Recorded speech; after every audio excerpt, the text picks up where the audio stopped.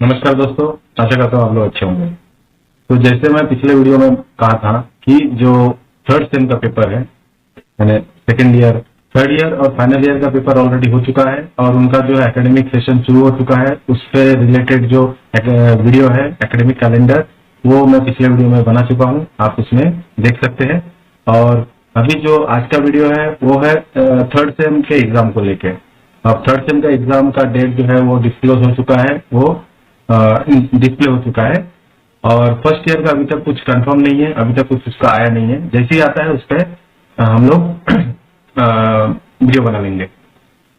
तो third same का exam कब से है, ये काफी बच्चों का सवाल है। ऑनलाइन है या ऑफलाइन है, इस पर भी सवाल है। तो अभी जो कंफर्म हो चुका है, और पिछले जो है वीडियो में बता चुका हूं कि जो थर्ड सेम का पेपर है उसका टाइम टेबल जो है वो हर कॉलेजेस को, एफिलेटेड कॉलेजेस को ईमेल के द्वारा भेज दिया गया था। उसमें कुछ करेक्शन करना है तो वो इन्फॉर्म करना था। ये सब जो है टाइम टेबल डिस्प्ले हो चुका है। अब जो है DY2 के वेबसाइट पे अभी फिलहाल जो है फार्मेसी का जो है डी फार्म, उनके एग्जाम का टाइम टेबल डिस्क्लोज हुआ है और कुछ ही दिनों में जो है इंजीनियरिंग के टाइम टेबल भी डिस्क्लोज होगा। फिर भी ध्यान में रखें, एग्जाम जो है हमारे 28 मार्च से शुरू होगा। अब जो टाइम टेबल कहाँ पे है और कौन सी तारीख से कौन सा पेपर है और टेक्निकल जो इश्यूज आएगा तो उससे हमको कहाँ पे रिपोर्ट करना है और कैसे हम लोग अपने टेक्निकल इश्यूज को रिजॉल्व कर सकते हैं, ये सब काफी चीजों को लेके या फिर जनरल गाइडलाइंस को लेके यह वीडियो बनाया गया है। तो सबसे पहले हम लोग DY2 की वेबसाइट पे जाएंगे और वेबसाइट पे आ चुके हैं। अब DY2 का वेबसाइट जो है,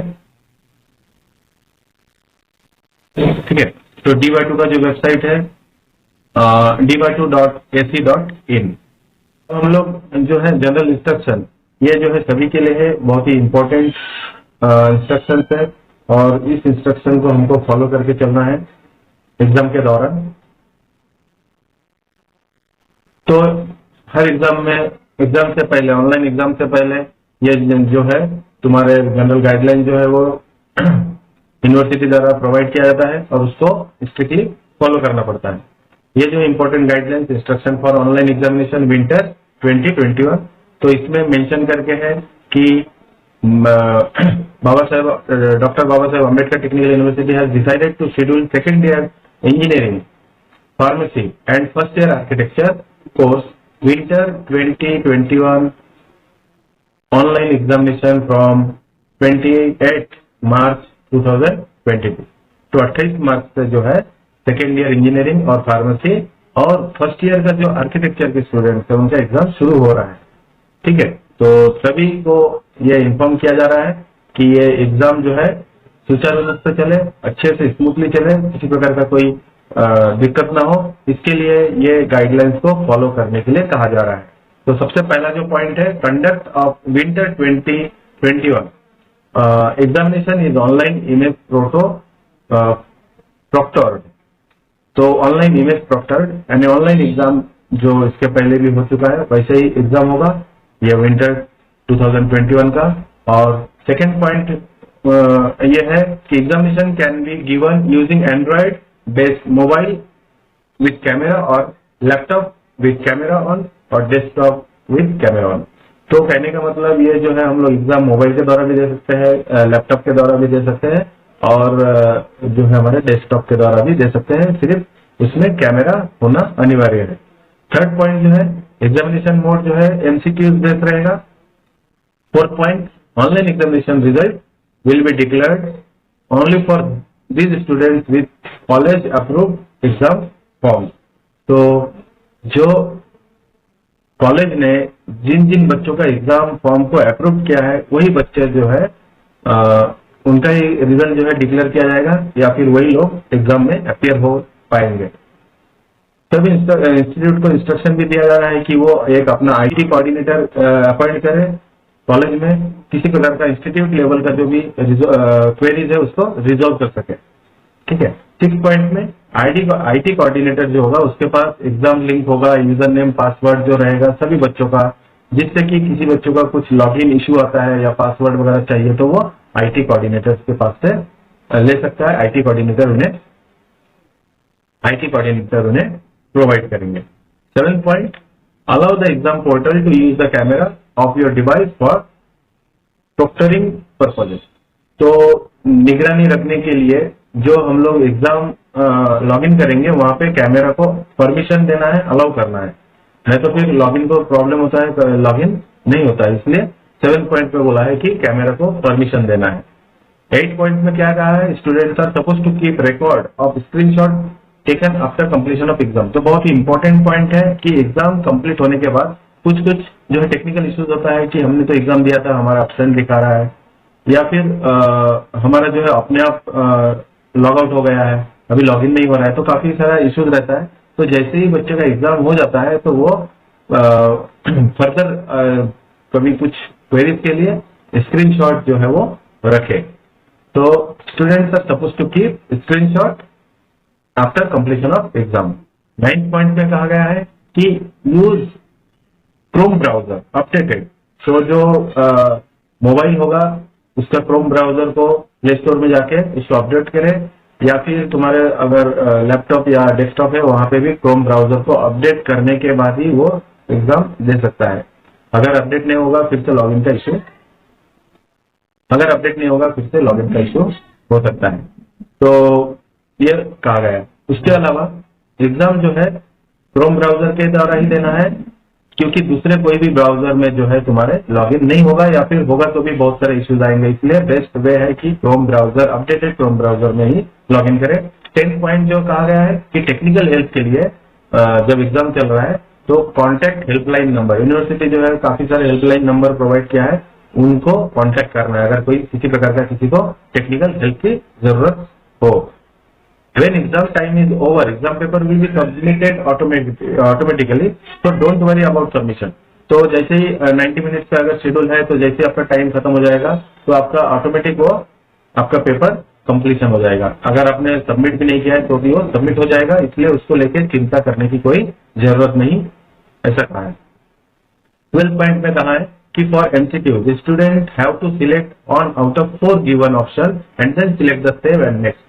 तो 4 ऑप्शन देके रहेगा, एमसीक्यू बेस्ड पेपर है तो उसमें से एक आंसर को सिलेक्ट करना है, उसके बाद सेव एंड नेक्स्ट करना है। ठीक है, there is no negative marking, तो किसी प्रकार का कोई नेगेटिव मार्किंग नहीं है एग्जाम में। 13th पॉइंट में कहा गया है कि the question paper will consist of 60 question for engineering exam. Engineering बच्चों के लिए 60 क्वेश्चन रहेगा, जबकि 70 क्वेश्चन रहेंगे फार्मेसी एग्जाम में।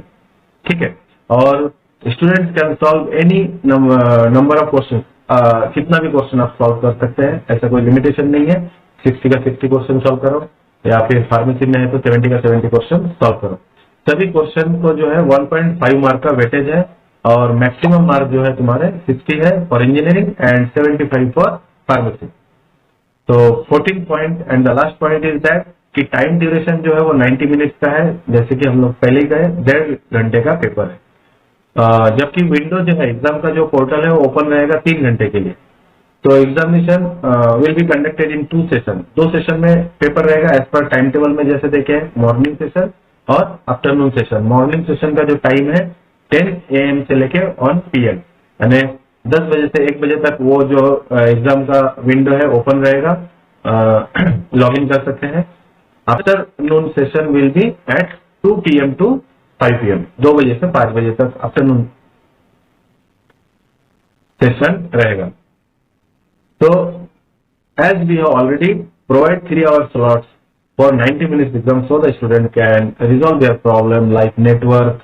ठीक है, तो जैसे कि 3 घंटे का पेपर 1.5 घंटे का पेपर है, फिर भी 3 घंटे का टाइम स्लॉट दिया गया है कि लॉगिन पर्पज के लिए, या फिर विंडो ओपन रखा जा रहा है, जिससे कि किसी को नेटवर्क इश्यू आता है, कुछ प्रॉब्लम आता है तो वो एग्जाम सुचारू रूप से दे सके इसके लिए। और जो है ठीक है, और जो है कि स्ट्रिक्टली क्लोज हो जाएगा, जैसे मॉर्निंग सेशन 1 बजे, स्ट्रिक्टली 1 बजे के पहले ही अपने को लॉग इन करना है। 1 बजे स्ट्रिक्टली विंडो पोर्टल जो है वो एग्जाम का पोर्टल है वो क्लोज हो जाएगा। आफ्टरनून सेशन में 5 बजे जो है वो क्लोज हो जाएगा। ठीक है, they are warning us just for information that you are doing something unfair. तो वार्निंग आ सकता है अगर किसी प्रकार का आप कोई अनफेयर मीन से एग्जाम छुड़ाने की कोशिश कर रहे हैं तो आपको वार्निंग आ सकता है, इसलिए जिससे कि एग्जाम, इससे आपका एग्जाम नहीं रुकेगा, लेकिन एग्जाम को अनफेयर मीन से ना छुड़ाएं। Be sure that nobody is sitting with you while main exam is going on. Exam ID image proctor. तो ये ध्यान में रखिए कि कोई भी तुम्हारे साथ में ना बैठा हो, क्योंकि कैमरा से उस पर नजर रखा जाता है, ठीक है। No changing mobile number of student is accepted till examination end. तो जो मॉक टेस्ट वगैरह होता है उसका लिंक आता है, जो रजिस्टर्ड मोबाइल नंबर है यूनिवर्सिटी के पोर्टल में, उसी मोबाइल में जो है हमारे यूजर आईडी, पासवर्ड, एग्जाम का लिंक वगैरह आता है। तो इसलिए किसी भी प्रकार का मोबाइल नंबर एक्सचेंज अगर करते हैं इस दौरान तो वो एक्सेप्ट नहीं होगा। एग्जाम ड्यूरेशन में जो आपने पहले रजिस्टर किया है उसी मोबाइल नंबर में आपका एग्जाम का लॉगिन, यूजर आईडी, पासवर्ड वगैरह आएगा। और क्या बोला है 18 पॉइंट जो है, you can register your grievance with in 24 hours on diva2exam@gmail.com। तो आप 24 घंटे के अंदर आपका किसी प्रकार का कोई एग्जाम रिलेटेड प्रॉब्लम आया है तो 24 घंटे के अंदर ये जो मेल आईडी देखे हैं इस मेल आईडी पे आपको मेल करना है और report to the grievance committee. जो ग्रीवेंस कमेटी देखे हैं उनको रिपोर्ट करना है। और list of available on university website. तो पहले ही जो ऐसे हेल्पलाइन, एग्जाम हेल्पलाइन नंबर देखे था, वहां पे आपको ग्रीवेंस कमेटी का मोबाइल नंबर, ईमेल आईडी वगैरह देखे हैं, वहां से आपको उनको कॉन्टेक्ट करना है।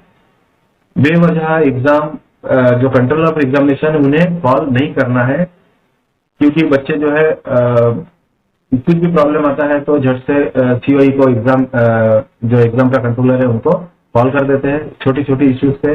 तो इस पे रिक्वेस्ट किया जाता है कि सीओई को कॉल ना करें, ग्रीवेंस कमेटी है उनको कॉल करें, हेल्पलाइन नंबर देखे हैं उनको कॉल करें, ठीक है। उसके अलावा it's compulsory to register your grievance by filling Google form. इस बार जो है गूगल फॉर्म देखे हैं, गूगल फॉर्म का लिंक जो है मैं डिस्क्रिप्शन में दे दूंगा। तो वो गूगल फॉर्म में अपने जो ग्रीवेंसेस है वहां पे आप अपना क्वेरी पुट कर सकते हैं। Like Google form link is also available on website. तो वेबसाइट पे वो लिंक देखे ही है, यहाँ पे देख सकते हैं, ये लिंक है, ठीक है। यहाँ से भी आप लॉगिन कर सकते हैं। ये हेल्पलाइन नंबर है, करीब 6 हेल्पलाइन नंबर है। और ये जो है गाइडलाइंस जो है 19/3/2022 यानी कल शाम को ये पोस्ट वेबसाइट पे डिस्प्ले किया गया है। तो होप सो आप लोग समझ गए होंगे और सबको आने वाले एग्जाम के लिए शुभकामनाएं। सबका एग्जाम अच्छे जाए और best of luck all the students.